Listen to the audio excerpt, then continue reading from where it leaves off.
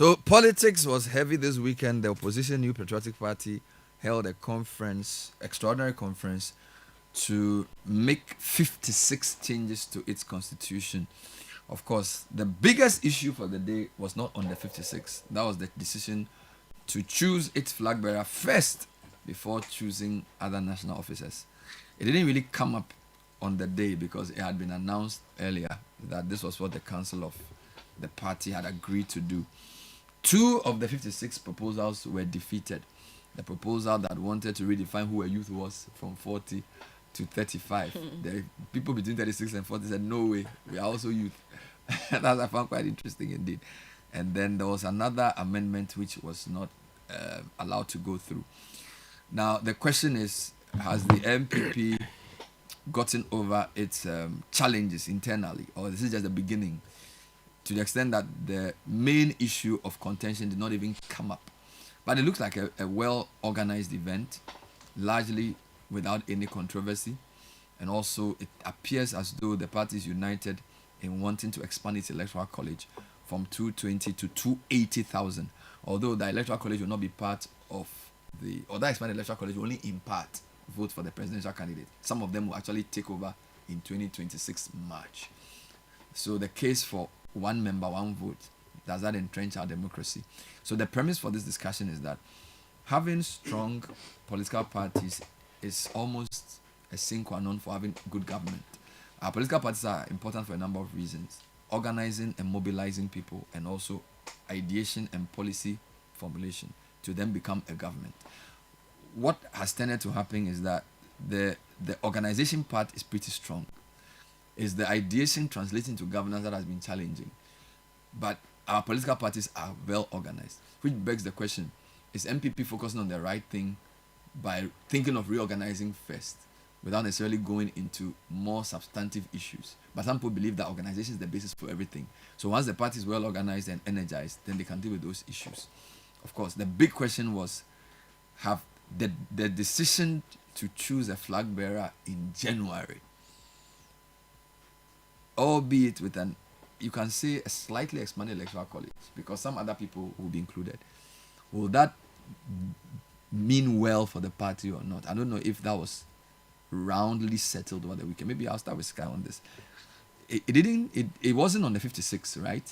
It wasn't part of the 56. No, because issues. the party took the view that this matter reserved for the National Council to take a decision on, and to the extent that that's within their constitutional ambit, as they argued, that should settle the matter. Of course, some people take entirely different view, that this should not be a matter, because the National Council comes after the Congress or conference of the party. That's in the NPP's case is the conference.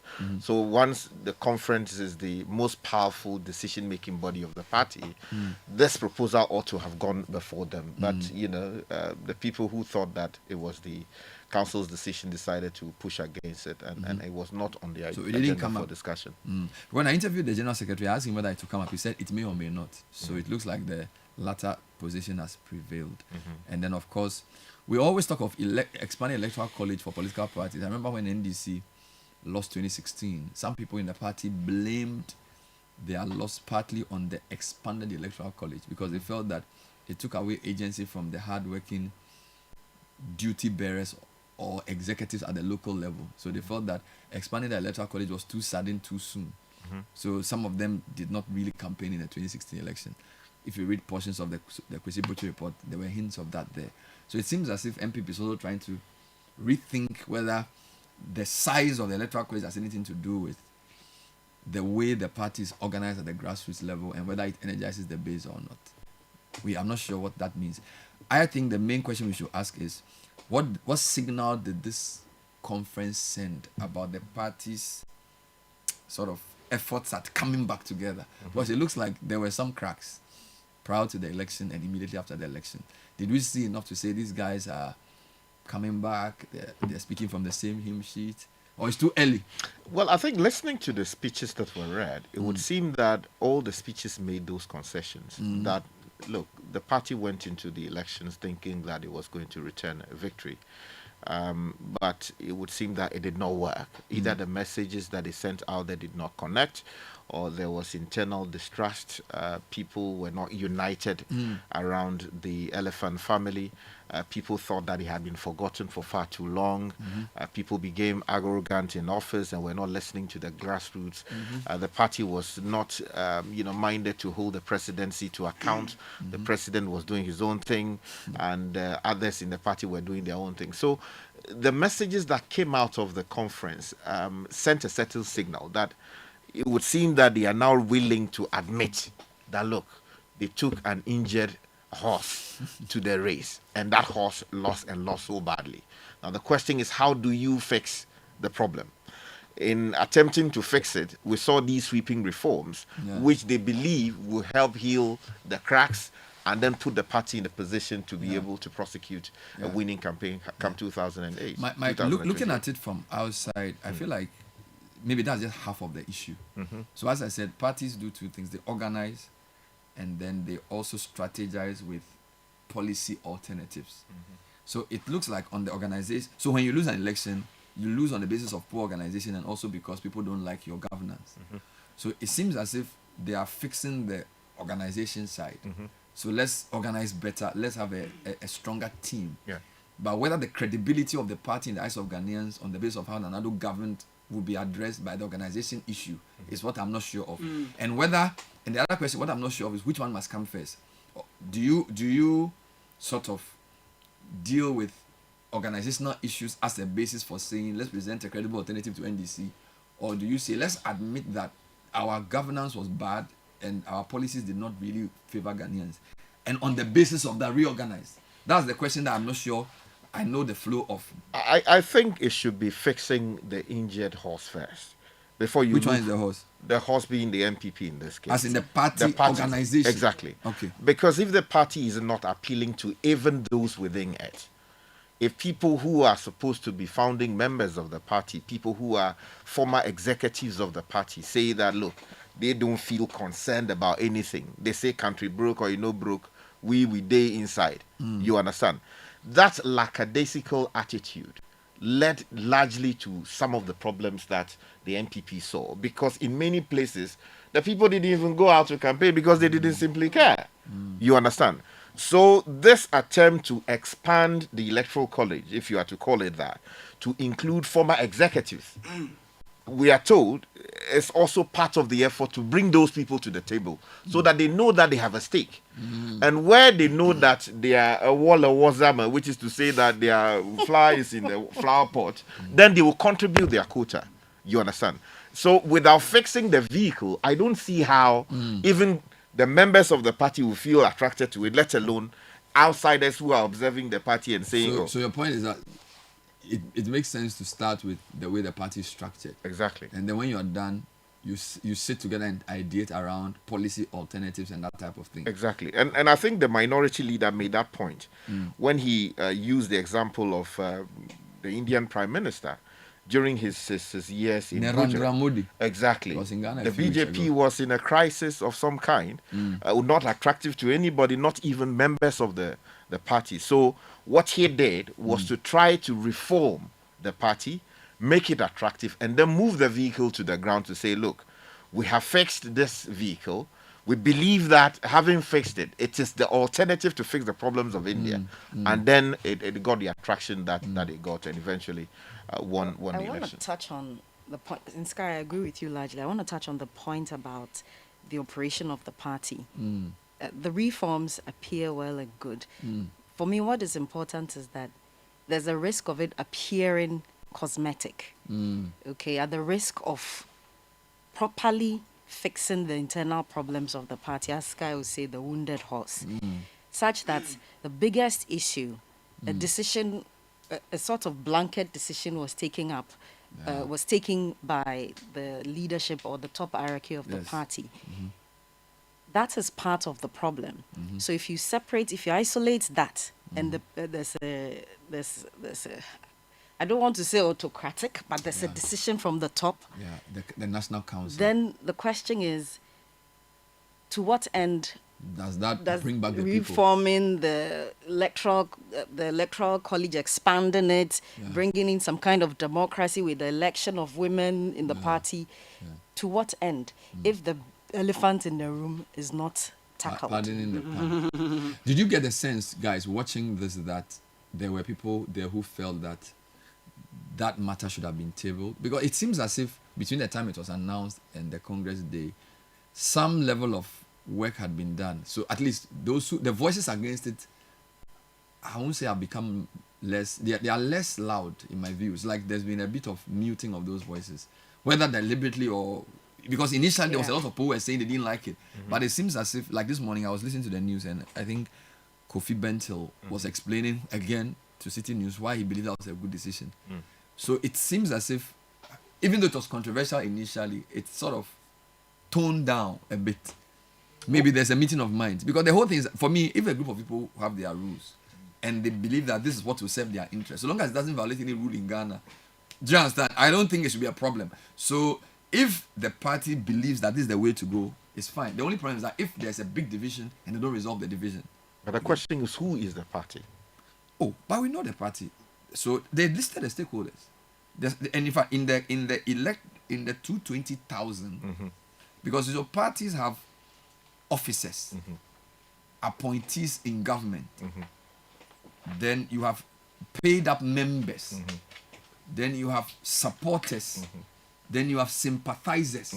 So in that chain I've just described, the first three are the party: the officers, the appointees, and the paid up members. They are the party, they are holding the party. Then the people who vote for the party regularly can be called sympathizers and that type of thing. Supporters and sympathizers. So it's the sympathizers and supporters may not necessarily be the ones to consult on this. So the officers, the appointees, and then the the card bearing members are the people. You see, so but you see, the problem here is, as Kakra explained, this decision was taken by the National Council of the party, Yes. we are told. Now, the National Council, if you read or you look at the organogram of the NPP, is the second highest decision-making body of the party. Yeah. In the absence of conference, it makes decisions in the interim. Yeah. Now, the view that people take is that if you say that you are democratic and you believe in development in freedom, as they normally say, then some of these decisions, to the extent that it goes to the heart of deciding who should lead the party into the next elections, give it to the people with the highest making decision body to make that decision. Their point is that the people who made the decision are the people the Constitution explicitly asked to do it. And nobody is challenging the constitutionality of that. The Constitution says the decision on voting day, the date for voting for presidential candidate, is the job of the National Council. And once the National Council has made that decision, nobody thinks, so unless they are saying what the National Council is unconstitutional, you can say it's not. There are many people. You can say Is it's it counterintuitive. You know, you can say that you don't like the flow, but as legal people, an ordinary reading of the text of the NPP Constitution, it's that there's nothing has been violated. At least from the way I see it. People hold contrary interpretation. Has anybody attempted that? People have said. I mean, they've not taken it to court. Because I feel like But- if you believe strongly that But there's that a is. legal I know problem- there's somebody who went to court and filed some No, processes. the person said He dissociated himself. don't put anybody in court who has not gone. Let's take success. We'll come back to this. Somebody name was put out that he's gone to court. He said, I didn't go to any court. Okay, so I want to play you some quick voice clips from the MPP conference. Dr. Bawumia spoke. Although I need to say there's some small thing going on. So the Herald said Bawumia overshadowed the others. And if you are in the place, it's very clear. Now, the Kennedy team says that those who were outside the stadium... They had more support. but the stadium... No, the party was outside the stadium. So they sent a statement saying that no, the whole thing was like Bawumia's popularity is because he was in the stadium. So it was It choreographed. reminds me of Sunyai. What The happened Fonka and then the Fonka. What's the there? What is Fonka? Fonka? Remind us. Friends Everybody Oh, knows. Friends of Nana Nana Kunedu Kunedu Ajima Rawlings, Yam. and then Mills. They This also is Mills. 20... This must have been 2012 or 2012. 2012. Fonka game. Fonka game. Yeah, Fonka game. That's Get it. Mills Again. elected. Yes, that's right. And then that's right. Fonka is friends are now The same argument was made. You know, That what? when Mills entered the space, you know, Asunjuehin. Asunjuehin, the And the place was... but when our woman also entered, you know, like the place was dead. You know, people were. And then the supporters said they were small. Yeah. But I don't think the outcome of MPP will be as as clear as devastating. the Mills was. Mills was the undisputed winner of that thing. NPP is a bit more serious because now we've seen Kwabena Japan has entered the race. So as we speak Again. now, you have Dr. Mahmoud Bawumia, former vice president, Kennedy Ohine Japan, former MP. Then we have Dr. Yause Educhum, former education minister, current MP. Then you have Kwabena J. Japan, former general secretary, has entered the race. And there's a couple other names that are in there. You have the Brian Brian Echampong, Echampong. MP for Ebetifi. Then Francis Adeyemi. he's always there. He's always like part of the, Adeyemo, has he said he will go? Well, I mean, he was seated on the days with the big boys who are also running. So he's always there. He was certainly in my There's also a strong view that Boache Jako my run. may run. So that's about 6 already. We don't know of the Jogate situation. He's also a serious contestant. And we also haven't heard from Napo yet properly. But I follow him on social media and he's very active in the party. So even though he's not officially announced anything, you can see from the post that he's involved. So like he would post about meetings he's held, programs he's attended. So, and you see, usually we follow this job. When you see a politician who's ready, who's media ready, or putting the scheme you together. can. So I'm not saying he's going to run or anything, but you can tell that if There's he something is happening. impressed upon to run, the machine will be there. You get it? Because the way they do the post and they document everything. So maybe he visits parliament, he goes to a funeral. You can see that his people are very well organized. So it's going to be very, very interesting. Did you indeed. say Kwabena Japan? Yes, Yes, Kwabena J. Japan has entered the race because we've seen a huge billboard. billboards, we've seen announcements on social media. I thought he was Dr. Bawumia's campaign advisor in the just Yeah, ended. but that's the thing with NPP, which you shouldn't forget, is that they have a history of having a lot of candidates. Okay. If you compare NPP to NDC, usually NPP has more candidates than NDC all the time. You remember this when Kufuor was leaving office, and this was the first time that tradition had come to power in over 30 years. There were 17 people who wanted to run, including his vice and about 12 of his ministers, including his spokesperson. All right, so it's pretty normal. In fact, the reason they brought up the special delegate, what do you even call it? The super delegate. The super delegate was, I think, a knee-jerk reaction to that 2008 situation, failed. 2007 situation. That there were too many people and it didn't really go down. So they wanted to whittle it down to 5, which now they are saying they don't want anymore. So it's almost like they are making the rules as they go, which I'm not sure. I don't know whether that's a good thing. Is it because you learn from the past, or do you have a long-term view? Does it seem as if they are, how shall I say, they overreact to defeat? Because in 2008 they brought this this kind of voting. This whole thing about so many people wanting to be president, I think it's failure of leadership in my respectful view. Why should you have 17 people in a party say they want to be But why leaders? not? No. So you see, that's why you endorse the NDC's position in some of these matters. Yes, democracy says that open the process, let people participate.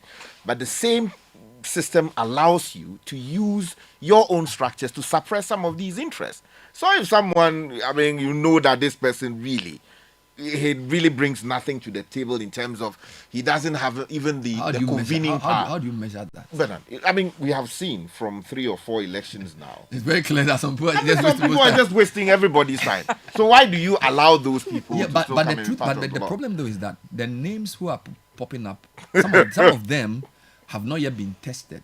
So you cannot. I agree with Sky that sometimes the numbers. So NDC has a way of knowing whether somebody is serious or not. Yes. But that's their history. Because you see, the thing about political parties is that their history is important in the way they go about things. There's Rawlings, there's the Swedo Declaration, there's Mills. Then there's attempts to get Mills off which didn't succeed. And then there's Mahama. So for NDC, it's much easier. Even though Alabi and Co have tried, it's not the same as MPP. MPP is almost like you have to open up the process because the history of the party is different from that of NDC. And if you try to suppress them, you may lead to cracks. That's number one. Number two, some of the names we are seeing now have not yet been tested for you to say you don't know. So, for example, Educhum. We don't know how popular he is yet. Doctor. Okay. Presumably, he was very favored in the grounds when Napo was chosen. Some people felt he should have been the right person. He believes being education minister gave him the chance to show his work to a lot of Ghanaians. So, this is a chance for him to show what he can do. Brian Echampong. Okay. So, my point is that you can say that maybe some of them who have been running for many years haven't been an impressive. But Sky, you see, it's not like that because so so you have Bawumia, obviously the front runner. You have Kennedy Japan, who gave a good account of himself in the last election. Okay. Japan has been there since 2000 and whatever. He ran. 2008. So he tried for after the Kufuor one. Then he's been there, general secretary. It's a fine brain, in my view. Loved by media. Yeah, that's so a he always solid gets guy. good media coverage. And an engineer, right? So he didn't get a lot of votes. Yeah. But he could. Some of them can argue that it was because of the Incumbency. no the way the voting was done for the. They broke the voting into two. Yeah, the super delegates. So some of them say the super delegates skewed it. So by the time they got few votes, they didn't even have a chance. That if you had opened it up. So maybe this will let people know their real size. Yeah. Okay. Then you have who else is in the race now? Dynamo. So I've mentioned Educhum, Brian Champong, Kennedy Japan, Kwabene Japan, Ejaku. So I'm saying maybe Ejaku and Kwabene Japan may make the case that the super delegates didn't favor them, but they are more popular on the ground. So if they had gotten into the top 5, who knows?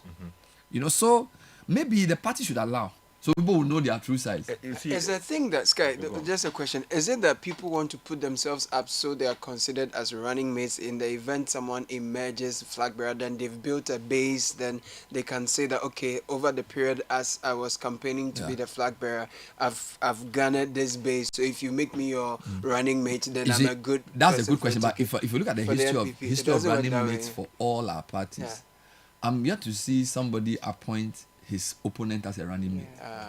So I don't think that's That doesn't a good work. because from even Bawumia, he didn't appoint Napo didn't run against him. he did. You know, and Nanado Bawumia didn't. So they usually pick somebody that they believe will complement them. So I'm not sure. I feel like the strategy of putting yourself out there, if you do well, it positions you as a party leader. So even if you don't win, if you do well, when they are mentioning party people, you will be there some. Okay. If you look in the case of NDC, almost all the people who run against Mahama have been given positions. Joshua Alabi is the board chair of GCB.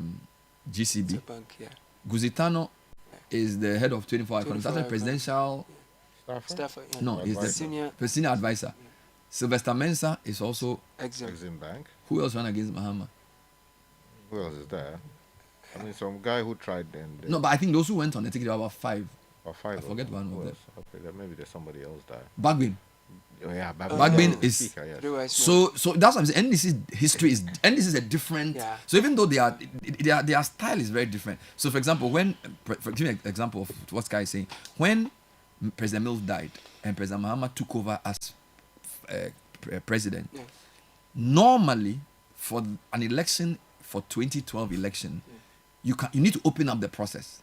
But they just went with him. So it's possible that if it was MPP, they could have said, contested. let's allow the people to run. NDC said, no, we don't do that. They said, Charlie, we don't want any trouble. The guy has taken over, we are still money mills, we don't have time for those Simple. things. Yeah. You understand? So, and nobody has raised any issue. True. So the tradition of the two parties is not the same. Okay? But it seems as if MPP, because of this over opening up, it creates problems and cracks for them that they are having to fix as they go along. So now they had to do the super delegates to fix the 17. Now they realize that the super delegates is not working, they are removing it.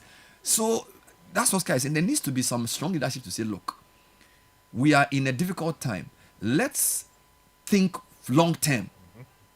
It seems to me as if MPP is not, they haven't come to a reckoning yet. That's my view. And the reckoning, maybe this is part of it, but I feel like the reckoning will include more long-term strategic decisions. But Kojo Bonsu is there. And Yes, Kojo Bonsu is now ambassador to China. And Dufo as well. Yes. So it seems as if the reckoning. So, for example, if you listen to the general secretary of the party, he's quoted as having said, Ghanaians have regretted voting for NDC. I mean, that cannot be correct. It's too early. You don't have any basis for saying that. You see, and but this is the thing. People do politics as usual. All right. So they assume that they just need to keep doing the things they do in the past because that's what politics is about. But Ghanaians have become a bit more sophisticated. And I feel like people require a bit more real. You have to be more realistic with Ghanaians and realistic in your expectation about Ghanaians wanting to prefer you. Okay, I mean, there's a general feeling that Mahama has started very, very well. All right. In fact, one of the opponents of Mahama said that Mahama is the most best prepared president in terms of having had the chance at it twice and coming back to run in this. He knows what to do. You get it. So I saw a video of him at Crowfro Market. Market women were hailing him, and if you go to Blekuso as well. So it's very difficult for a party like NPP, and I think it's even strategically wrong to start with this, people are tired of NDC kind of thing. That's not where you should go. You should go more into choosing people who can sort of reflect a new image for the party. Yeah. Do you understand? So that people can say, when we see MPP, because we need a strong opposition, we need an alternative, because the government in and of themselves are predisposed to do wrong. It's almost like power corrupts. So once a government is formed, you need an opposition to be well set. It's in our interest, whether you're NDC or MPP, for the opposition to be well organized, so that they can provide a credible alternative and hold the government to its toes. Because a lot of what they do, a lot of people can't do it. But in doing so, it should not be some willy-nilly, Ghanaians are tired of NDC, so MPP should come. No, MPP needs to do self-introspection. They need to spend some time. In fact, I even think they should have found a way of getting some of the principals to cool off. Do you get it? So, like, you remember when Akufo-Addo lost in 2012 after the election petition? He traveled. He gave a very nice speech that he disagrees with the verdict, but everything in him His bones suggests that he has to accept. So he accepted and went to the UK. He was out for a few months. The public, he went out to the public for a while. And then when he came back, people were energized. Do you get it? So when he came back for the 2016, there was some energy there. He said, I've reflected and I think I want to go again. I don't even think NPP has given some of their principals, like Dr. Bawumia, the chance to even cool off. You see, it's a bit of a, it's like you are forcing the elections too early. You see, that's the view I get, but I don't know. I understand that position, and I think I discussed it on some other platform. But you see, the two situations are not the same. Okay. You have Nanado, who had built his own cult or substance within Ghana, and then also the NPP, and established himself firmly. You understand? And therefore, even when the establishment pushed a different candidate against him, he won and reasonably well. And then went on to build himself into the party, consolidated and from brought 08 to 2012. Exactly. So then when he said that, look, I've lost this election, I dispute the outcome, I went to court, the court said, look, I didn't have merit in my case. Well, I disagree, but I would accept because of all the things I've done over the years. And then he left the country. Yeah. He left knowing that, look, this seat, I'm coming back to it. He said I was going to think. No, he was going to think. But he was going to. No, I understand. It's possible he would have said, "I'm tired." I mean that was secure. raised. That's right. That's saying he was more secure. Yeah, so he had that assurance in his mind that, look, I've done so much for this tradition that even if I come back saying that I want it back, I believe that people are there ready to secure my return for me. But you don't have the same for Dr. Bawumia. I get you. You understand? Even as he was on the ticket, there were people who, according to they themselves, were undermining him. Now you want to leave the seat, go and think in the UK. By the time you come there, I wouldn't hear me out. I understand the position. Hear me out. When Dr. Bawumia conceded to John Mahama, I think it was his finest hour. Beautiful. The way he went about that concession speech was him. Yes. I think he wrote that speech himself. He spoke from his heart. This is the man. Now, Ghanaians took notice of that. All right, Ghanaians took notice of, because sometimes when you are in politics, you are forced to present a certain view because that's what the politics of the time demands. But there are occasions where we see you as who you are. And in that concession, we saw the man. Solid. All right, and I felt like that was enough capital to say, and by the way, everything people do in MPP, people still want to know what does Bawumia think, whether you're MPP or not. So he already has a position in the party. Okay. And the way he lost the election too has gained him sympathy among NPP people. So I feel like, but to establish a certain, Ghanaians must miss him a bit. So I feel like he should have, or he could, maybe not should, I don't know, but he could. He could have said, Samira and I are taking a 2-month break. Relax. Wait. to reflect. No. To reflect on our journey, because Mama. Sky, the journey began in 2007 or 2008 when Akufo-Addo made him the running. Yeah, we were going to But go. 2008. Colorado. Is it? No, wait. 2008 to 2024 is 16 years. It's a massive journey. To say, look, Yeah. I'm taking a break, Cool going off. back to Buckingham. Buckingham University for a 1 year. Okay, 1 year is too long. Some 6 months. sabbatical. To think through our journey and to make a decision. Now, whatever happens whilst he's away, people will still be wondering. We want to know whether Bawumia will stand or not. This is me as an outsider talking without knowing all the ins and outs of NPP politics. Your men are on the ground working, but you see, because the thing is that you can win the MP, but you also need to win Ghanaians. You get it? And I'm saying that he needs to have a strategy around his being brought to the public domain outside just MPP. The thing I'm saying is that MPP is sucking you into their politics. And when they suck you into the politics, that in a way can also annoy other Ghanaians who are not necessarily NDC or MPP. Yeah, but you see, So I'm saying, let me finish. So I'm saying I felt that the recourse to hardcore partisan politics was quite early. So, It's very early in the day. I mean, to be very honest with you, Mahama's government formed properly probably last month when his DCs were all in position. Okay, so usually you take about 6 months to form a government. He chose his ministers early. But you can say that he formed the government properly by June. But prior to that already, they are all in the news. And I feel like there's also a bit of fatigue there. And then to add a conference to it, to do 56 changes, it's a lot. It's a lot to take in for even an MPP supporter who just wants to. Because I'm sure an MPP supporter will say, you know what, this defeat was bruising, so I want to sort of cool off a bit. I agree with you. But what's happening is that the 2028 mode has been activated very early. But that only helps people to compare Akufo-Addo's governance with what Mahama is doing. And that doesn't serve you well. So if you had a general secretary go and say, Ghanaians have regretted voting NDC. it sounds a bit delusional. What are you talking about? I'm saying, which Ghanaians? But that's the point. Yeah. Because you can let him say that the general secretary of the party. Yes, which is entitled to. But But you are also the entitled to critique. Flagbearer types have to be insulated from some. Of course, I don't know whether because of some of the way people have been arrested and things, they feel like if it goes away, the space guy is saying that if it goes, it's like Matravu Magboy. As there's a saying we say like by the time you leave, somebody come and take over.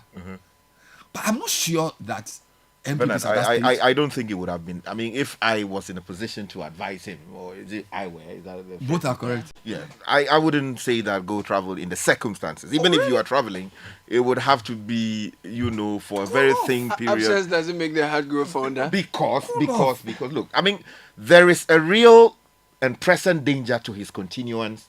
Is that a right phrase? Yeah. As candidate of the party. This, And that you one, think absence will make it worse absence will make that worse because the moment you see, for just 6 months? Bernard, by the time he Then comes you make back, a grand entry. Yes. Bawumia is back. Triumphant You hear entry. this one, I say, after Charlie, then you issue a statement after careful consideration, having spoken to Samira and the Council of Elders, Kufuor and Akufo-Addo, I have taken the decision. It will create a buzz. by the time that he comes back, the vehicle the bus that he's using to go around, The bus disseminate. you will even find a bus. Because if you have a situation where one of your senior advisors for your campaign is also contesting, right? And many of the people who are within your core campaign team are following your very key contenders, Yeah. then I get Sky's point. Not Because you cool stuff see, like that. now, if you check some of the candidates like Kennedy Agyapong in particular, and if you see the number of people who are garnering for him online, Oh, the young guys. it's young guys who are professionals, and these people have influence on their peers. Yeah. And I think that the next election is really going to be run and decided by these people, critical young professionals. He can't afford to go. Exactly. I have a friend. You leave your troops. I have a friend who worked closely with a minister in the previous government, who is now supporting Kennedy very strongly. When you ask him, what did he And say? he tells me that, look, if at this age, I'm 36, I have a wife, I have 2 kids. Economics. Yes. If a presidential candidate or someone who wants to be flag bearer reaches out to me, You mean he calls and my asks personal me to phone? join his team, He calls my first that name. means that in his next government, Do you see the way that- something good. So you realize that the candidates are really infiltrating Dr. Bawumia's camp. And for young people who really followed him, he can't sleep. You get it. So I really empathize with Dr. Bawumia, because even during the campaign, he really worked really, really hard. And to think that right after campaign, he still has to be doing all that he's doing is a bit Because but I get your I'm point, thinking about Bernard. the health. You see, forget about political strategy. I even think the president of Ghana, when he won that election, Should have taken taken a break, because you notice he had lost his voice. He won the election. A week after, He looked very tired. his office, Togo or so. his Received office was guests all over. inundated with visits. It's almost as if he was president, and it's been that way since he won the election. I'm not sure you want to put people through that, because you see, sometimes, and you know, he just did another round of thank you talk. I feel like sometimes we work the people to a point where, and you see, Sky, when burnout comes, sometimes it affects decisions. So Yeah, I know. because some people even assume that the previous government, it got to a point maybe that Akufo-Addo was tired. Because you know, Ghanaians are difficult people to rule. You see? And when you imagine the man does campaign across the whole country, he wins on December 8 or 9. By December 10, US ambassador, EU ambassador, different groups are there in his cantonment office until transition. You know, it's for me, it's too much. You need to say, look, the president the president-elect has taken leave and is away for 1 month. The country will not come to a standstill. That's true. You get it? We need to trust institutions to work, which is why we need a strong civil service. The reason we are not able to do these things is that it's like people feel like if I close my eye one day, no, I'm going to be fired. But that's a real concern. Yeah, Because but if we you need step to- away for 1 month, the opposition is going to capitalize on that. But what if you die? And frame But stepping away for 1 month is dying. Because you see, sometimes we play, and I'm talking of a health issue now. You cannot put somebody through. I mean, look at our vice president. You can't put somebody through a campaign. Look, I am not a government official. Sometimes when I go and cover, like MC these government programs, look, I can go to a program, okay, at 10:30, which the president is coming to. This is the second program of the day. He leaves by 12. He's at another program. Then he sits on a plane and goes to Tamale to do something. In the evening, he's meeting some ambassadors. Like, how can a human being do this? And the vice, like, it doesn't make sense to me. And it's like our political leaders are being forced to go through all this. And sometimes you can burn out. And when you burn out, it allows the foxes to come in and start making strange decisions because you are tired. You get it? We need to manage, and I'm using it as a broader point. We need to manage our leaders in a way so we can get the best from them. You see, so We then, need I think the call then would also be on people who are aspiring to also find the opportunity to say that, look, in the interest of fair competition, more. let us all win. But you see, when people are not ready to hold their horses, and you know that there is potent threat to your survival, what do? You then come back in, and then if you do the elections quickly enough in January next year, and then you win, then you can say that, okay, now that I have secured, You rest though. Masa. It's look, Sky, it's that if they in fact I even thought they should have moved it a bit later because I agree look, with that one too. Think yes. about it. A president has won an election December 7. He hasn't even done a full year. By end of his first year, so because think about it, Mahama won in December 7. He was sworn in January 7, 2025. By the end of January 2026, his opponent for 2028 is okay. It's not his opponent because he's not going to run anymore. You can't do that. You cannot have. That's why I agree with CDD and Co. We need to have a certain system where Cooling off period. because look. So basically, the opposition off-season. from 2026 January have a flag bearer who will basically be an alternative government to the government which has spent just a year in office. I mean, how preposterous is that? Like why? Let's not forget that we are trying to build a nation. So yes, we need to do politics. We need political parties to alternatively. That's why we have parliament. I feel like they should say, look, the leadership of NPP in parliament didn't Bagbin and Doajaho when Kufuor won. They held the fort when NDC hadn't yet chosen Mills. Did NDC collapse? But that's what made Bagbin even a star. From 2000, 2001, 2002, you should have seen him and Doajaho. They single-handedly, and they had lost a massive election. All right? Don't let nobody kid you. The defeat MPP gave NDC in 2000 was very big. But they didn't just say, January, no, we are selecting Mills again. They had to heal their cracks. See what they did. Because there were people who wanted to challenge Mills. They went through all that process. Mills came back. Kwesi Botcho went against Mills. Mills won again. And then they presented him in 2004. By which time, the opposition in parliament started carving a niche for itself. So by the time Mills comes, then he rides on that to contest. You get it? So I feel like sometimes we should also learn from that, not just the fact that within the party there's a clamor, which is why I come back to you. If there's strong party governance, if like you see, NDC seems to have stronger party governance where they can say, look, we will put our foot down. You get it? Like, there are too many big there are too out. many big men in NPP who undermine the party leadership. Once the guy is general secretary, he's general secretary, whether he's 26 or 36 or 76. People need to understand this. And from the way I see it, it's like people feel like, no, who is he? Yeah, he's the general secretary. Let him do his job. You see, this is, if we don't do that, we cannot grow institutions. So now everybody can sit in his house and make a statement and say, I disagree, I agree, something. Then you are forcing all of this. You get it? He is the general secretary of the party. You cannot then say, because of that, no. So now you are creating a situation where absurdities are being promoted in the name of party unity. And we forget that it's Ghana that is at stake. You see, we've been blessed with two political parties. Fine, they have problems. They have other parties. These two political parties have been in power for 30 years. So clearly, Ghanaians seem to prefer them or whatever. They found a way of winning. In one way, you can say they are our worst problem. But in another way, you can also say that these guys have solidified our 30-year Fourth Republic. So let's applaud them. But let's ensure that they build strong institutions, strong internal party governance, so that when the lottery of NDC or NPP is put out, we will still get a good person. And you can't get a good person if the system you are using is flawed. Do you get it? But the way it's going, it's like politics or nothing else. I don't think that's right. You have a country that has so many challenges externally. You need to allow the government to also settle. Do you get it? No, just the truth. But you see, the truth is also that you see, the opposition must never be silent. You know, and people will quickly point out to you that when Mahama lost 2016, massively in excess of 1 million votes or thereabout, people say, it didn't take long for him to come back and start criticizing the government when he thought that things were going wrong. Because the moment the opposition goes silent, governments think that they have the blank check to do whatever they want. So yes, you made the right call that yes, in Parliament, the opposition there should be leading the line. But as I pointed out, the strategy is different now because the man himself doesn't feel secure. And it is because of the threat posed by people who are willing to even pull the rug from under him.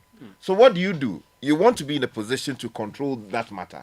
Get it, go on to install people you believe will protect your interests in the national elections of the party, and then the regional elections, the constituency elections, and the branch elections.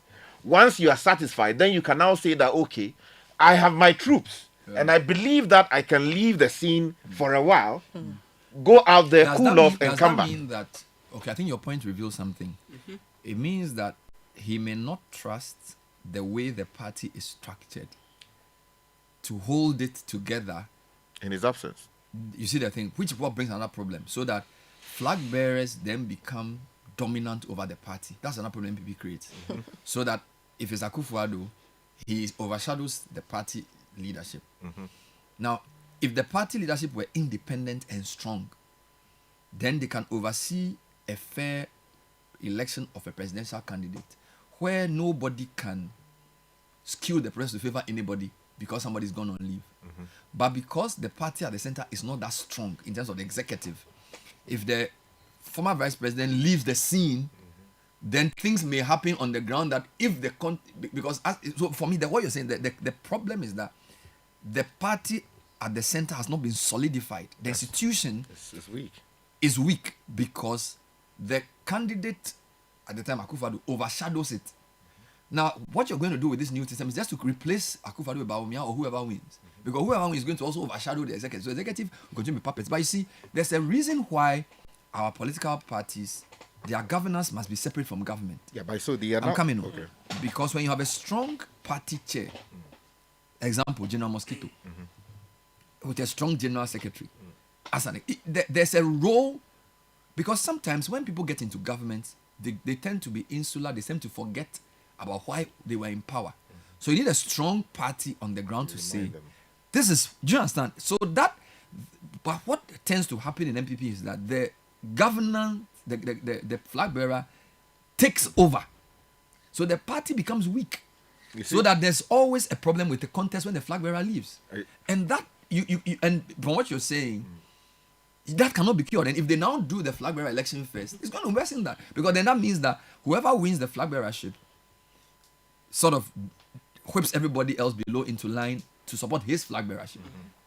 All right. So is it what's the difference in a party as an organization? They have party school. They have a party structure. With the flag bearer being the government, because don't forget that there are, for example, even in Europe, there are governments sometimes whose parties say this decision you are taking. Why do you think Trump always has to go back to his base? You have to check with the people who put you there. So you need a strong party. So the fact that you've won election doesn't even mean you discard the party. The party needs to be strong on its own, so it can remind you of their values.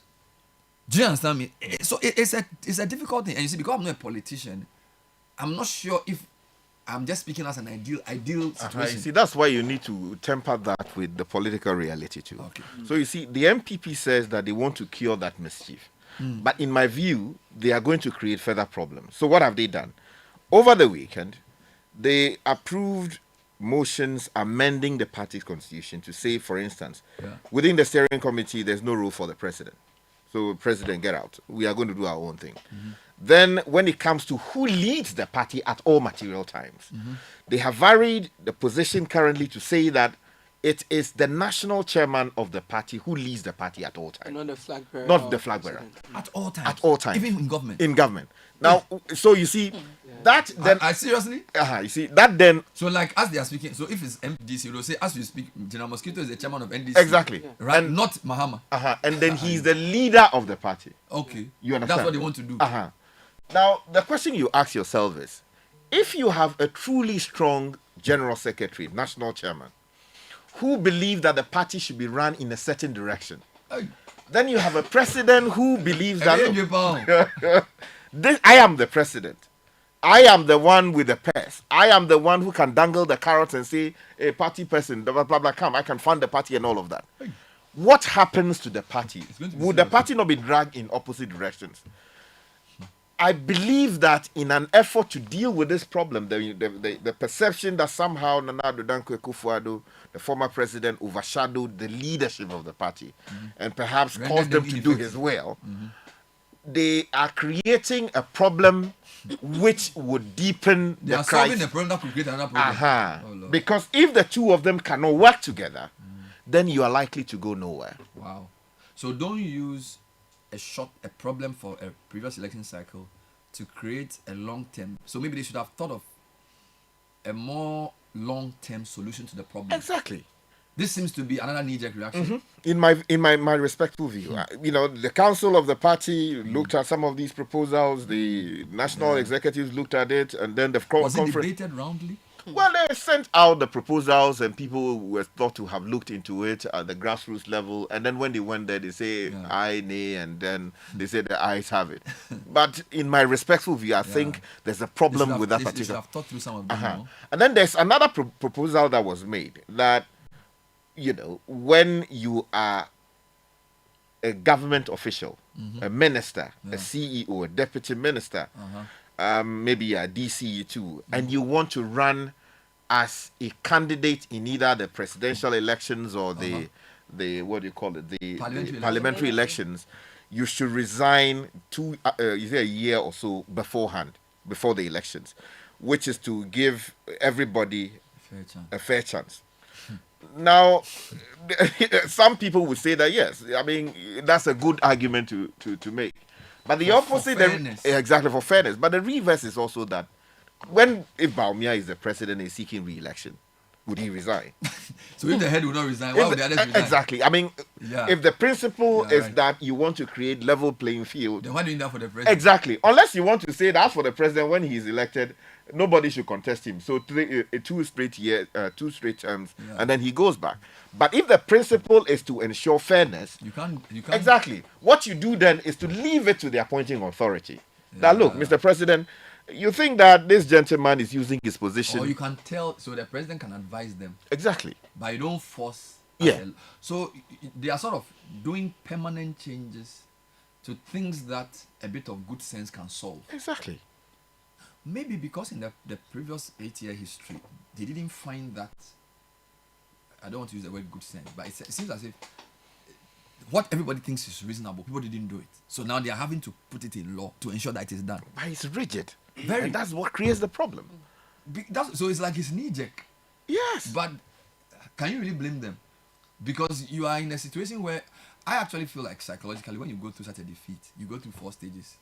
And I actually think that stage, no, seriously, that stage should be fully gone through. You know, you cannot force healing. Because there must be reckoning, there must be acceptance, then there must be reflection, then you must rebound. If you compress the process, it's like unresolved grief leads to rage. Psychology, right? If somebody dies close to you, and you say, oh, baby, okay, me. One day you come on air to go and say something, and you start crying, ma. Because the grief is still there. So what you need to do is, that's why they say, oh, take his phone from him. Don't let him go to too many meetings. Our ancestors are not stupid though. When somebody dies, they say, the woman, don't talk, sit down, let the woman sit next to you. It's not because they want you to go through a process so that you yourself, you can be released. So we should learn from that. And a defeat of that nature, and I don't think the problem MPP is that they lost the election. That's not the problem. I think for them, the problem was the way it was lost. Yeah. Do you get it? Because people lose elections all the time. Elections are won and lost in Ghana almost every 8 years. But I think the way it was lost sort of shook them to the core and is making them ask themselves, is it that we didn't know or we were not? I mean, how did we lose so badly? Do you understand? Because I think they assumed that, oh, NDC is offering Mahama, but I mean, it's not that wild. Yeah. They thought it would be a closer race. Okay? So, and to resolve that, I don't think it's a question of the way you are organized around the party. It's more substantive governance issues that the public lost trust in the governance of the NPP.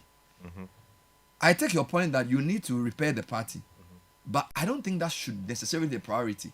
The priority is to regain Ghanaians' confidence. And the Ghanaian confidence comes with even the posturing. The posturing of the party, the way they communicate. Because see, Ghanaians, when you talk to them, there's a way they discern what you're saying. Yeah, but that rebranding can only happen if you take the key steps necessary to remove people who ought not be there, put people who are properly so-called fit for purpose, and then those people become the messengers carrying the message and reaching every community to say that, look, we recognize that we made mistakes. But you haven't done, that's the thing. What you are saying is the clear thing to do. So you go and change your national officers, or so what you are saying, the logical flow is that give the party at the base the chance to reinvent itself. Yes. Sometimes you need a new face. Choose new leadership in parliament, choose new leadership of the party, or a mix of new and old. If the argument is that they don't always change. Present a fresh face and let them start with a new idea, which is still rooted in the party's tradition. But here you are saying, because of the risk of division, let's choose our flag bearer first. So that when we choose the flag bearer first, we will then force everybody who's at the bottom to say, this is the flag bearer. So there's no real need to fight. Again, it seems like overreaction to the threat of division. Because you still need to build, generally houses are built from the base. You know, unless I'm missing, and so again, I'm not a politician, so when I listen to Kofi Bento, it made a bit of sense, but I feel like no, it's true to say that if you, because by the way, the guys at the base will still choose the flag bearer. And if they choose the flag bearer, they obviously support him, that's why they chose him. Okay, so the flag bearers of MPP have never had a problem with support from the base. The problem is those who lose and what they do. The problem has never been the support, because all the flag bearers have been supported by the base because they vote for them. So why don't you select the base and let the base elect up to the top? Unless you don't trust them. It's a bit interesting. It's a bit interesting. So again, it's a very, our politics is a new game. 30 years of Fourth Republic is not that long. If you want to look at history to study something, some people have had 200 years. So for what it's worth, there's also this that I want to comment on briefly.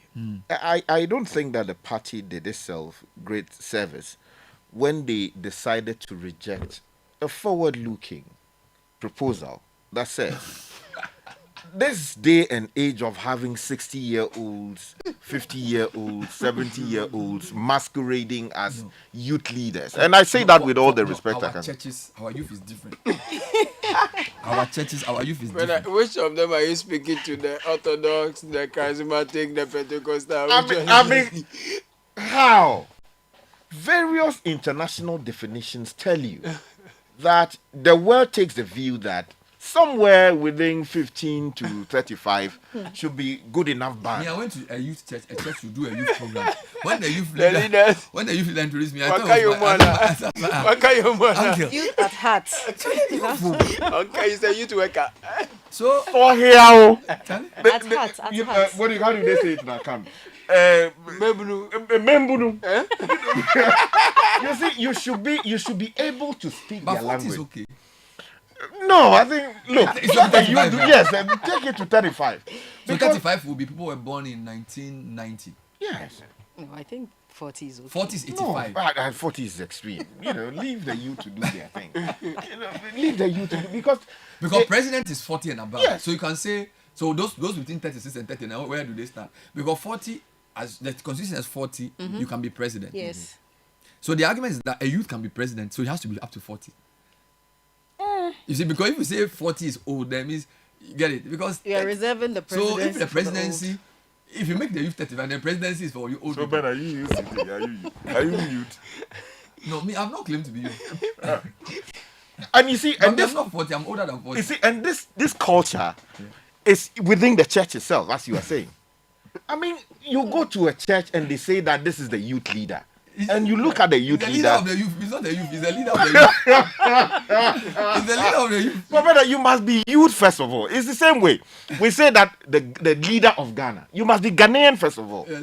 So if you say that you are leading a certain people, you must be you. You must understand their needs, what their soft points, their their pain Their points. language. You need to understand their language. But 40 is not bad.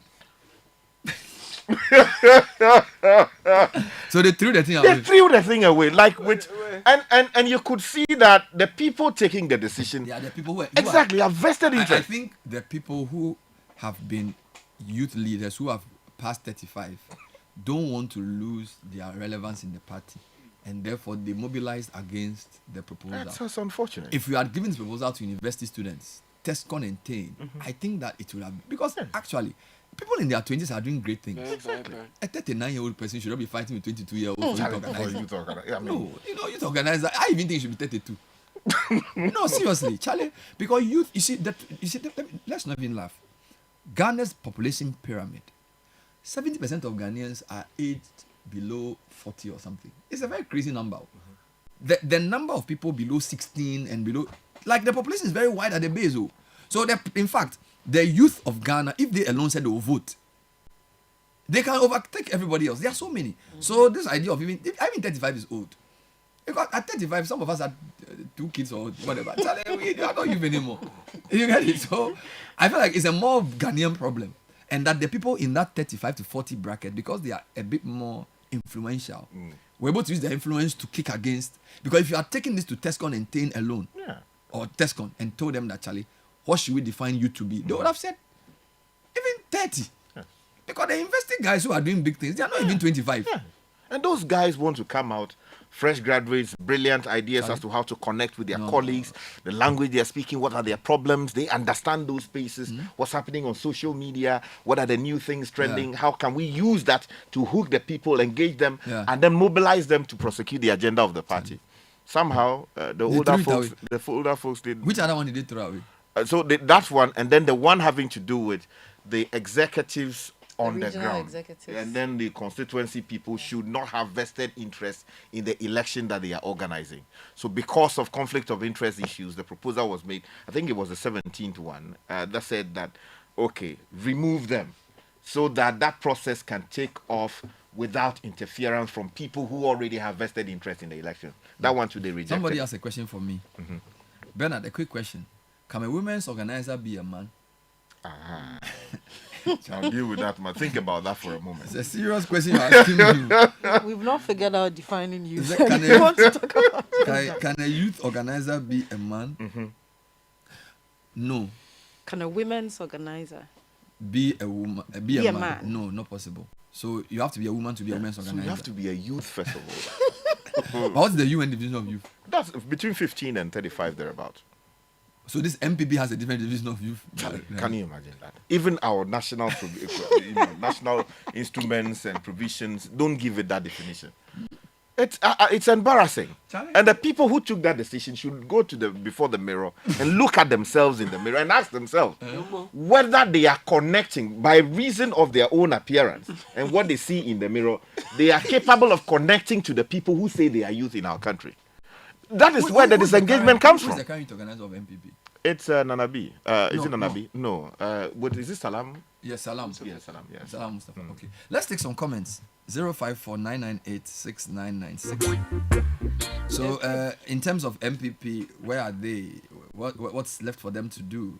Are other names going to be thrown into the hat or throw their hat into the ring for Flagbearer? And do you think Bawumia should have taken a cooling off period? That's what I thought. This guy said by the time you go and come, somebody will take your bicycle and be riding it.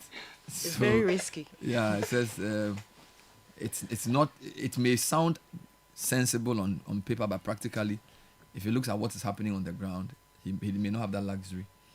Which means he perceives the. But let me ask you a question. If the favorite is Bawumia on the basis of he being the incumbent, where is his biggest threat? Is it Kennedy Japan or Bani Champon? I think his biggest threat is Ken. Still Kennedy. Yes, without Kennedy any Japan. disrespect Kennedy to Japan. Okay. Brian. Kennedy is the biggest. It's a real important threat. His team actually issued a statement which I felt can help the discussion, but I will read it for just because it adds to the discussion around Level playing field. Because this is a page 6 of the Daily Post. The aftermath of the NPP conference held on Saturday has sparked controversy within the party as key members of the Kennedy Japan campaign team have raised concerns over what they describe as engineered optics, favoring former Vice President Dr. Mahmoud Bawumia. In a strongly worded statement issued by Kwesi Kwarteng, spokesperson for Kennedy Japan's campaign team, the carefully designed scheme was set to create an unfair advantage in the Flagbearer president. By the way, Kwesi Kwarteng was director of communications at the ministry. PR education. And he worked under Dr. Duchum. Good. So you would have thought he would be in the Duchum's team. But he's in Kennedy's team, which buttresses the point about Kennedy being a threat. Let it be noted that with the exception of Dr. Bawumia, no other Flagbearer hopeful was given access to the inner perimeter of the stadium to interact and wave at delegates. The statement read, "This exclusive access, which was conveniently captured and circulated, creates a skilled and clearly engineered impression of massive support." Kwarteng argued that the real pulse of the party's grassroots could only be measured at the outer perimeter of the venue, where all the other aspirants, including Kennedy Japan, were made to engage delegates on equal footing. If we want a fair and honest assessment of where the grassroots love truly lies, we must turn our attention to the outer perimeter, he added. You can even compare the videos of Ken's entry to that of Dr. Bawumia, and you understand the point clearly. For Kwarteng, the continued approach by organizers to favor the former VIP shows a failure to learn any lessons from the NPP's painful loss in the 24 general election. You see? Describing the controlled optics as choreographed endorsements at the conference as reminiscent of the missteps that led to the party's historic defeat at the Fourth Republic. In the Fourth Republic. This is the same path we are going down again. If we haven't learned any lessons from then, maybe we need to take a class at the Patriotic Institute. Kwarteng quipped. Calling on party delegates to rise above stage-managed spectacles, the Japan camp is urging what they describe as real change rather than a leadership-imposed narrative. 2028 is about winning elections, not stage endorsements. The statement concluded signaling Kennedy Japan's camp's readiness to incentivize its push for the NPP Flagbearership ahead of 2026 primaries. Saturday's Delegates Conference brought together thousands of party faithful and national executive former appointees and NPP presidential hopefuls as the NPP gears up for a crucial internal contest to elect a new leader to steer the party in 2023 election. Vice President Dr. Bawumia's presence at the event drew visible cheers and wide coverage. The reaction from other camps suggests that the race for the NPP Flagbearer slot remains deeply competitive and politically charged. So that is the the Daily Post.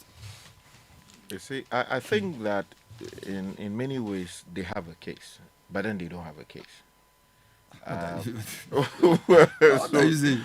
Let me In try. many ways, they have a case, but they don't have a case. Yes, there is a reason I'm putting it in that manner. Because first of all, this was the first time that the party, since the election of Bawumia at the Accra Sports Stadium, was meeting to make a decision of this national character.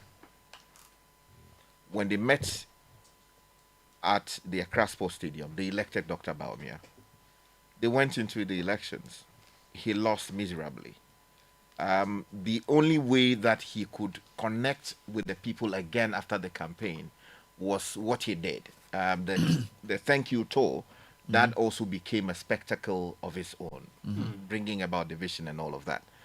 But in terms of meeting the party's base again, this was at Lagos. So he spoke as Flagbearer for you over the weekend.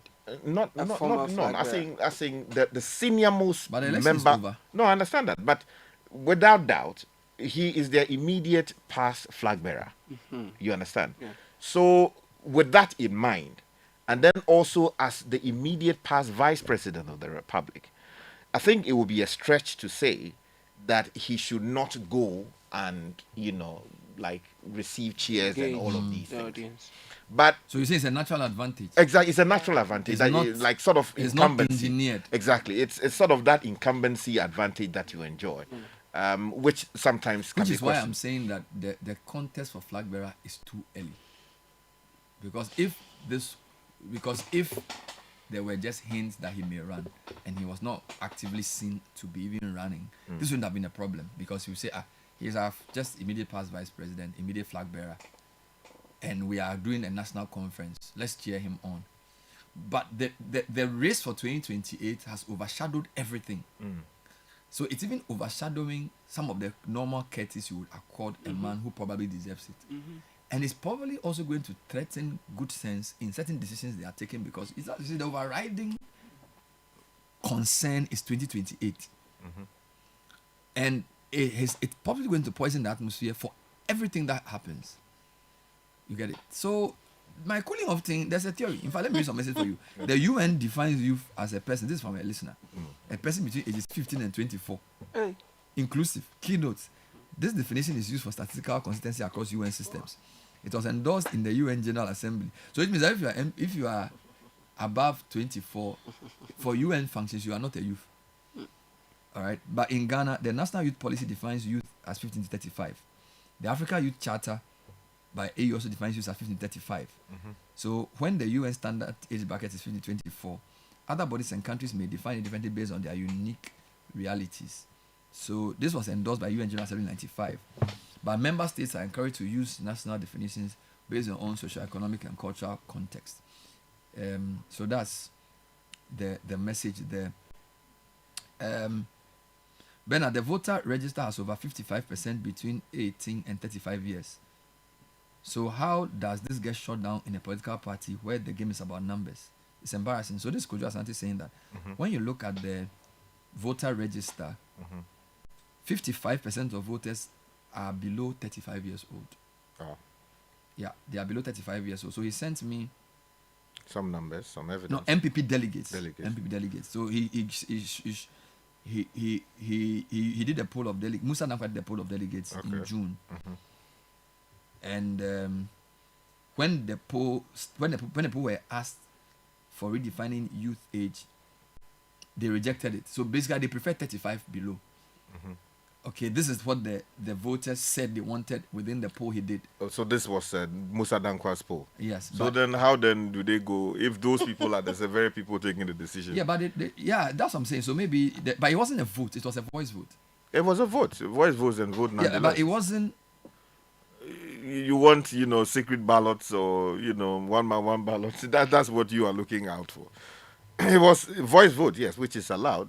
Maybe you can argue that perhaps going forward, such decisions should not be by voice vote. But the sheer volume of things they needed to do would make it almost impossible. So in his age group of MPP voters, 18 to 24, or these delegates, Delegates, yes. 18 to 24 is just 2%. 25 to 34 is 17%. If you combine the two, That's still just 19%. That is his poll. Then Okay. 35 to 44 is 37%. So they are the most. So the people who are aged between 35 to 40, they are more than as delegates in his poll.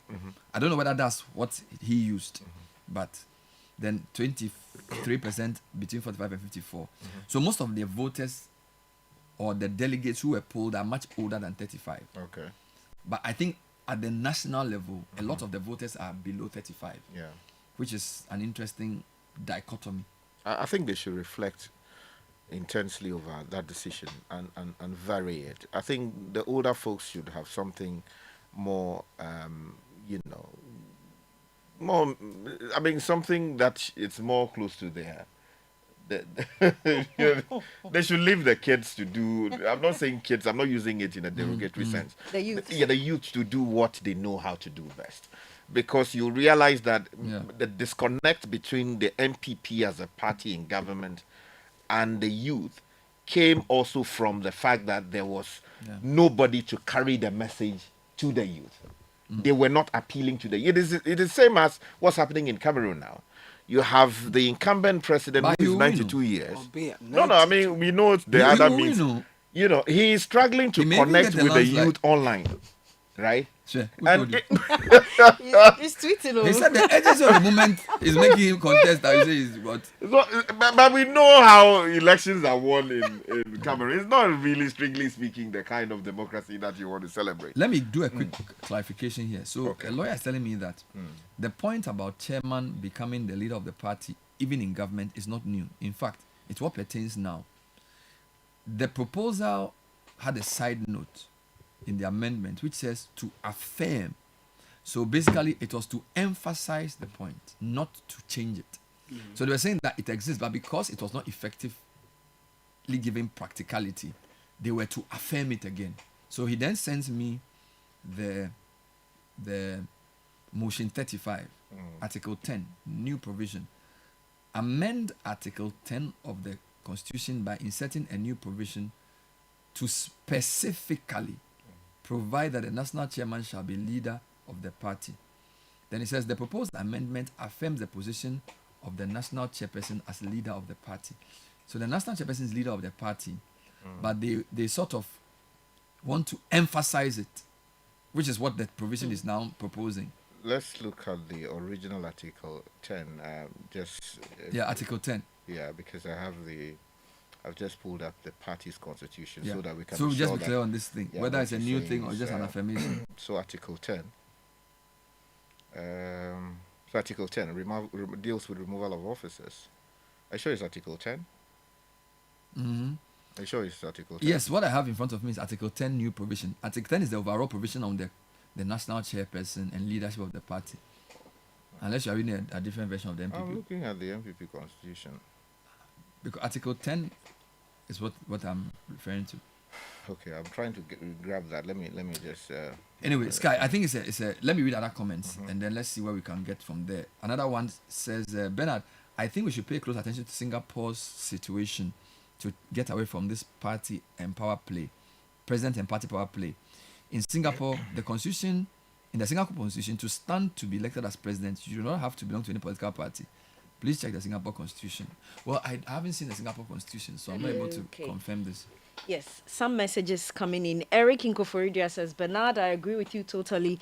I always tell my friends that MPP is making noise too early, and that is making Ghanaians more angry at them. Till today, 6 months of NDC, if you say Ghanaians should vote MPP, they will still lose. And that is something they are not realizing. Derek from Santa Maria says, Bernard, what you're saying would have been okay in a normal situation, but now there's Ken, who has money, influence, and can break or make the party if he wins or loses. Kati from Tema, good morning, Bernard. If you go off and want to return, they will not give you the steering wheel. Francis says, actually, MPP has no idea why and how they lost power. Mystic Wonder Avuko inside in Sao Madrid says the MPP is not an alternative to governance for now because the party is comatose. It's comatose. In state of confusion, suffering from leadership crisis, and the center cannot hold. Ghana is going the right direction under the able leadership of the tried and tested President Mahama in Sawum Adrejuri constituency. For my condolences to the entire NDC fraternity of the Sawum Adrejuri constituency for losing our communication officer called Jackie Chan. JC Ewua says the decision to make the chairman the leader of the party is to spread the power the president has. Louis at Santor says, Bernard, good morning to you and your team. NPP's thinking is that NDC is now going for a new candidate, but Bawumia is well marketed to run over. That is why they are sure of winning 2028. Okay. Richie, who says he's a political watcher, contributes this. Imagine Kennedy Japan losing to Bawumia and later to go and win the party national chairman. With the new amendments, he will be the leader of the party. He can easily sabotage Bawumia's campaign if he wanted to. Koku Bansa says, I agree completely with Bernard on the issue of the cool-off. Bawumia should be off the cameras for a bit of time to reflect and be re-energized. George from Airport City says, in a country where if a member of parliament doesn't attend naming ceremony, funeral, or other events, he or she is tagged as selfish. MPs have lost elections in this country because of these reasons. I understand your point, but the mindset of the average Ghanaian makes your point unrealistic. Kwejo says, Dear Bernard Avle, you also seem to forget easily. As early as May 2017, President Mahama, who had lost by almost 1 million votes, was already bashing Akufo-Addo. Bawumia is very much on the path all our opposition leaders have walked. There's nothing new under the sun. Kwamena Acidity from Ahafo Achirinsuya says, NPP National Delegates Conference was empty and it has no merits to our democracy. Ghanaians are now enjoying good governance under visionary leader John Mahama. It doesn't work like that. We need political parties to be strong, to work for the country. So Mahama is in power, NDC is leading, but you cannot say that MPP, no, it doesn't work like that. Because if you know our history, you need an opposition to be well organized. I'm telling you, because they have a role to play. I genuinely think that people are also tired of the duopoly of the two parties over the last, 3 decades. Yeah, but they may be tired in their head, but not in their votes. They obviously love the two parties. So I don't know. If they're really, really tired, it will show in their voting. In times like this, we should be focused on strengthening our bonds of unity and reinvesting in the ties that bind us. Our foundation and our strength has always been in building a united party. We have been the party that has over the years built the broadest coalition of citizens, not just to win, but to govern. We have been the party that has over the years offered hope to the largest diversity of our peoples. Under our tent, it has not mattered where you come from, whether you are Sefi, Fanti, Ewe, Ashanti, Gadangme, Krobo, Dagomba, Wala, Dagati, Konkomba, Frafra, or Mamprusi. It has not mattered what religion you practice, whether you are a Christian, a Muslim, or a traditional African religious practitioner. It has not mattered whether you are rich or poor, or whether you are formally educated or not. This is why the root of our party resulted from an amalgamation of parties from different parts of Ghana and different interest groups. Let us remind ourselves that the parties that merged to form the United Party included the National Liberation Movement, dominant in Ashanti, the Northern People's Party, representing the Northern Territories, the Muslim Association Party, the Anlo Youth Organization based in the Volta region. Gan Shefi Mope represented the Gan interests in Greater Accra region. The Togoland Congress focused on British Togoland interests. The Federation Youth Organization. It is clear, therefore, that the bonds of unity in diversity has been our lifeblood and our foundation. Now more than ever, we must refresh them and desist from any language, character, or actions that divide us. With unity and consistency, we can regain the trust of Ghanaians. If we are fractured and at each other's throats, none of us can cross over and lead us to fulfill this party's purpose. Let me say that tribalism and religious bigotry, from whichever quarters it emanates, pose an existential threat and should have no place in the new patriotic party.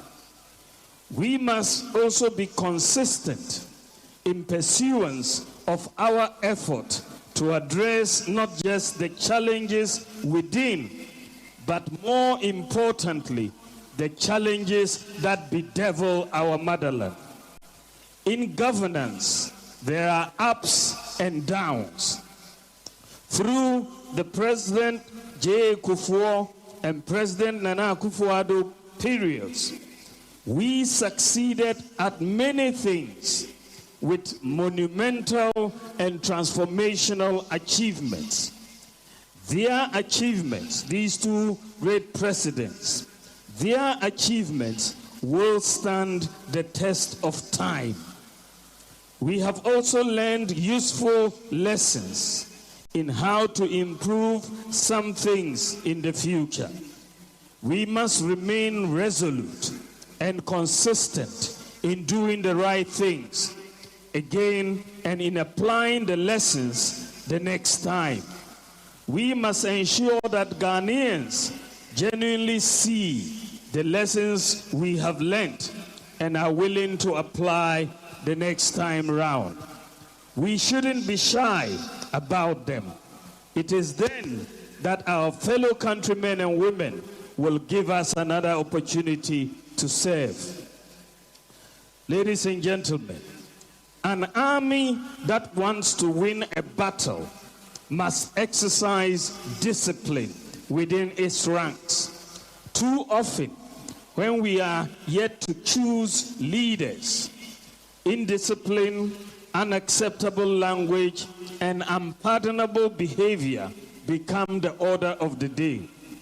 In the end, when internal competitions are over, the attacks we would have launched on ourselves become fodder and ammunition which our opponents use to attack us.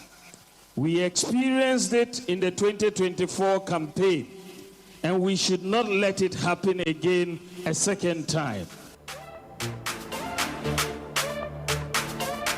So that was Dr. Mahmoud Bawumia speaking at the Special or Extraordinary Delegates Conference of the NPP. Let's hear the chairman of the Delegates Conference Organizing Committee, Joe Sewusu, welcoming some of the amendments to the party's constitution, speaking after the changes were made. He says to strengthen the internal structure and position of the party.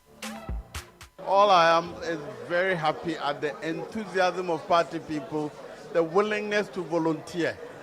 People freely offered themselves to support the work we're doing. It gives me encouragement that the spirit is coming back, and we should harvest the spirit to move the party forward in unison. Were you worried that you may not have the enthusiasm you were hoping for, considering what happened to you at the polls in December? Well, yes. To be fair, every one of us was dispirited after the election. Too many things had happened, and a lot of blame gaming discussion has been going on across the various media houses. But what I've seen in the last 2-3 days, enthusiasm in which people freely just come in and give me something to do. I want to help in the preparation. It gives me confidence that we will recover and move forward. Talking about organizing this, of course, you need a lot of money. I have seen social media posts suggesting that the Flagbearer aspirants were, competing with each other to give you money to organize this event. Did you go cap in hand asking for funds from them? Did they voluntarily bring you money? How did that work? We did fundraising. The finance committee was charged to raise funds, and some of the presidential aspirants were very generous. Others did what was within, depending on their own capacity. But the large chunk of the funds were volunteered by the presidential hopefuls. Are you at liberty to share with us who donated what? No, please. Because a lot of figures are being bandied about. Well, that's what you do in the media. Okay. You speculate a lot, but the figures are with the finance committee. Largely a successful conference you have organized. 2 of your motions have been shut down, but out of over 50, as a former speaker, I'm sure this will be a big deal. You have done so well, you would say. We have. I'm happy. Generally, I'm happy at the comportment of members. The request we did that please don't introduce any competition on the grounds. If you don't have access card, you're not permitted in. People complied. It made our work much easier. And generally, as you can see, the enthusiasm with which members came, traveling long distances, coming over the night, staying till the morning, it's very encouraging for me. And I'm very grateful to party members, party volunteers, and even you, the media. From yesterday evening, you being around here, monitoring everything we're doing, reporting to the rest of the world. Before you left, you came here, your former treasurer was here, and he said he believes that some of the motions that were lost may have been as a result of the noise. Maybe the delegates didn't appreciate exactly what it was. Would you say you did a proper education? Again, as a speaker who is used to hearing voice votes, would you say that the voice votes failed you? I don't think so. Okay. You could hear the 2 no's were the loudest. So it appears to me that the delegates had made their mind before they came took here. their seat. Very well. And that was the essence. Circulate the documents and let them discuss it as much as possible before they come. Okay. And the vote very clearly demonstrated that these 2, they had made up their mind to vote against it. And there was nothing anyone could do otherwise. Thank you so much for speaking to us. That's a grateful. former Deputy Speaker of Parliament, a former Member of Parliament for Bekwai, who's Chairman of the Planning Committee of the just ended 2025 National Delegates Conference. So that was Joe Osewu speaking to Mario Sanda Amadu.